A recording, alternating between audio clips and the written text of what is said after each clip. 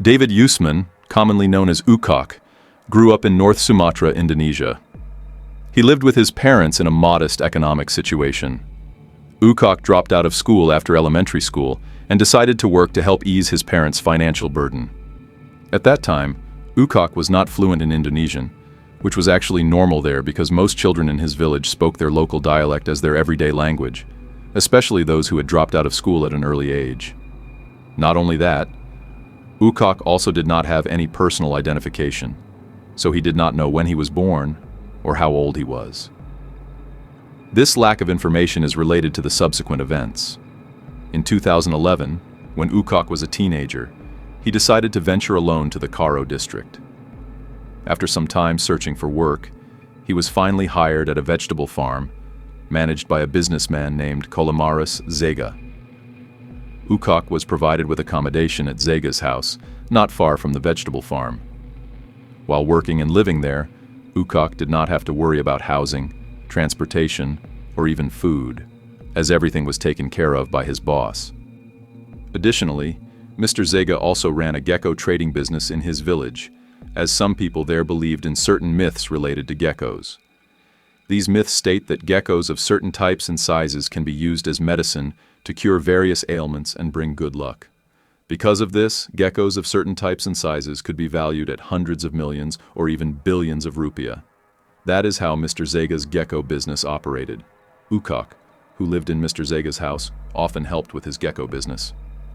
Given that many villagers in Nias were also interested in the gecko trade, Ukok was not unfamiliar with that world. In March 2012, Jimmy, Mr. Zega's friend and a gecko enthusiast and businessman, came to visit. They discussed the high demand for geckos at that time, which had driven prices up. Ukok, living in Mr. Zega's house, was asked if anyone in his village sold large geckos. The next day, Ukok contacted his brother-in-law in Nias, named Rusula, to ask if anyone was selling large geckos. Hearing the offer, Rusula requested Ukok's boss's phone number. After that, Rusula called Zega to discuss the geckos and negotiate the price. Rusula informed him that he had a gecko that matched their criteria, with a jumbo weight. Initially, Rusula priced the gecko at up to 2 billion rupiah. However, since Zega was already interested, he informed Jimmy and his wife that the gecko they were looking for was for sale in Nias. However, they felt the price was still too high. Finally, after some negotiation, Rusula agreed to sell the gecko for 500 million rupiah, but asked them to be serious about the purchase and insisted that they come directly to Nias for the transaction and to see the gecko in person. Without suspicion, they agreed and planned their trip to Nias for the following week, specifically on Monday, April 23, 2012. A few days before their departure, on April 17th, Ukok received a call from his family in Nias, informing him that his father was seriously ill. Ukok then spoke to Mr. Zega and requested permission to return home to see his father. After Mr. Zega granted permission, Ukok immediately set off for Nias. After Ukok returned to Nias, Zega, Jimmy, and Rugen also departed for Nias on April 23rd, taking a flight that lasted about an hour. In the afternoon, they arrived at Banaka Airport in Nias. There, Mr. Zega immediately contacted Rusula to inform him of their arrival and to request a pickup from the airport to his home in Gunung Tua village, which was still quite far from the airport. Rusula asked them to wait as he would soon pick them up. However, Rusula also requested Ukok, who was currently in the village, to pick up Mr. Zega at Nias Airport. Ukok then went to the airport on his motorcycle.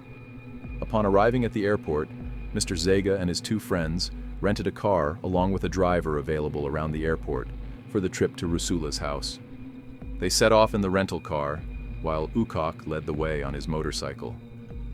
When they were halfway through the journey, the road became increasingly narrow, forcing them to stop because the road was impassable for cars. Ukok had to call Rusula to ask for directions, while Rusula at home had already prepared a plan with 4 of his friends and neighbors named Ama Pasti Hia, Ama Fandi Hia, Amosi Hia, and Jenny. They planned to eliminate Zega and his 2 friends to seize the 500 million rupiah they were carrying. In fact, they had even planned to take the heads of the 3 men as sacrifices for a ritual they believed in. So, After learning that Zega and his two friends were about to arrive, they quickly prepared to execute their plan the next day at a location they had set up. Meanwhile, Ukok was completely unaware of all these plans. Ukok believed that Rusula genuinely wanted to sell geckos to Zega and his friends. Long story short, in the afternoon, Rusula and his friends picked up the group to continue their journey to Rusula's house on several motorcycles. When night began to fall, they finally arrived at Rusula's house. There, Rusula told them to rest, claiming that the next morning, he would take them to his friend's farm to see the geckos they intended to buy. Without any suspicion, they complied with Rusula's wishes. The next morning, after they rested, Rusula took them to his friend's farm on several motorcycles, including Ukok, who also accompanied them. Meanwhile, Rusula's four friends, equipped with their respective tools, were waiting in the secluded plantation area. Once they entered the plantation area, Rusula's four friends immediately stopped them, and without any hesitation, they, along with Rusula, attacked Zega and his two friends. The incident happened so quickly that Zega and his two friends met a tragic fate there. Ukok, who was completely unaware of what was happening, could only watch in shock at the unfolding events. Rusula and his four friends immediately checked the pockets and bags of Zega and his two friends to search for the 500 million rupiah they were carrying. However, they only found a total of 7 million rupiah in cash. Since the amount was so small, they quickly divided it equally, with each of them receiving 1.2 million rupiah, except for Ukok, who was given only 1 million rupiah as a silencing payment to ensure he wouldn't report the incident. Ukok accepted the money and reluctantly complied with their wishes, although he was truly shocked and horrified by what had happened. Once everything was settled, they disposed of Zega's and his two friends' bodies into a ravine by the river in that area. Afterward, they dispersed and returned to their homes. The following night, around midnight, after the area was quiet, Rusula and his friends returned to the plantation where Zega and his friends' bodies had been dumped. There, they separated the heads from their bodies. After that, they burned the headless bodies using kerosene and buried the burnt remains in the ravine. They then took Zega's, Rugun's, and Jimmy's heads home in black plastic bags to use as ritual sacrifices, which they had previously planned. However, there is no definitive information regarding how the ritual was conducted or its purpose. That was what they did. After this incident, Ukok, who was now unemployed due to his boss's absence, immediately migrated to Riau to live with his biological brother. Meanwhile, the families of Zega, Rugun, and Jimmy began to worry because there had been no news from them for several days after they had left for Nias to buy geckos. Eventually, their families reported their disappearance to the police there. Because the families, especially Zega's family, knew that they had gone to Nias to meet Ukok, their worker, to buy geckos, the police collaborated with the authorities in Nias to investigate their disappearance. They visited Ukok's house there, but it turned out that Ukok had already left. The police struggled to gather information about his whereabouts and began to suspect that Ukok might be connected to the disappearance of the three men. The police continued to search for Ukok and investigate the disappearance of Zega, Rugun, and Jimmy in Nias. However, after searching for a week and even extending it to several months, they still had no leads. Eventually, the police attempted to trace Ukok's whereabouts using his phone number. They were able to track Ukok to the Rokan Hulu area in Riau. After months of pursuit, Ukok was finally captured at his brother's house on September 12, 2012. After his arrest, Ukok was taken back to Nias for questioning and interrogation regarding the whereabouts of Zega, Rugun, and Jimmy, who were still missing. During the interrogation, Ukok confessed that the three of them had been robbed by Rusula and his four friends in a plantation area in Gunung Tua.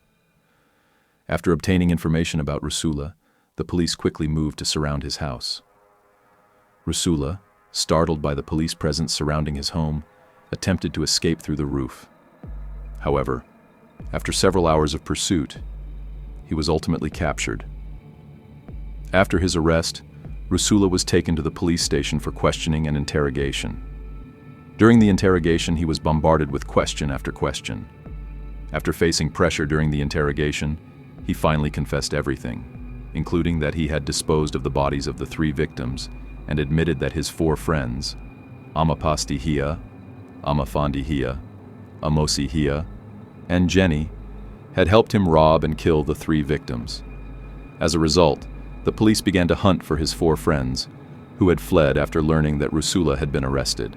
Meanwhile, the police successfully discovered the 3 victims' bodies in a ravine in the plantation area, where their remains were found as mere skeletons, with their heads missing.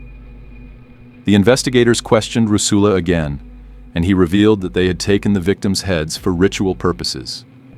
On the other hand, Ukok, who was actually unaware of Rusula and his friends' plans, was spared the death penalty with the help of the Contras team due to his age of 16 and the fact that he was not the perpetrator. In any case, minors should not be sentenced to death. Therefore, the Contras team immediately filed a review of the case and the sentence imposed on Ukok, as it was deemed a gross violation of the law to impose the death penalty on a minor. Ukok's sentence was then reduced to 5 years in prison. Since Ukok had been serving his prison sentence since 2013, he was finally released on August 17, 2017. After his release, Ukok returned to his hometown and reunited with his family after being spared the death penalty, all thanks to the hard work of the Contras team in fighting for justice in Ukok's case. However, on the other hand, justice for the victims' families, specifically Zega, Jimmy, and Rugen, who were the primary victims in this case, has still not been fully achieved. As of now, in 2024, the other 4 perpetrators remain at large and have not yet been captured. We hope that these 4 fugitives will be apprehended soon. This serves as a lesson for all of us, especially for those of you who may want to buy a car, a house, or anything else involving a significant transaction, especially if it's in cash and involves a face-to-face meeting. It is wise to exercise caution, particularly when choosing the transaction location. The more money you carry, the greater the potential risks, especially if others are aware of the amount you are carrying. What are your thoughts on this case? What lessons can be drawn from it? Write your answers in the comments. Subscribe, and see you in the next case tomorrow at 9 a.m.